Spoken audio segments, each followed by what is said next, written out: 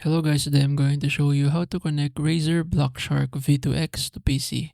For personal computers equipped with distinct headphone and microphone ports, the includer splitter cable will be required.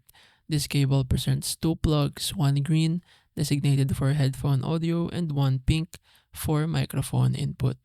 Insert each plug into its corresponding port on your computer, ensuring a secure connection. For laptops or devices featuring a single 3.5mm combo port, the process is simplified. Remove the splitter cable, if attached, and insert the headset's single 3.5mm jack directly into the combo port. Upon connection, it is advisable to confirm your computer's audio settings, access sound settings through a right click on the speaker icon, and select your Razer headset as both output and input device. If utilizing the microphone, position it appropriately for optimal clarity.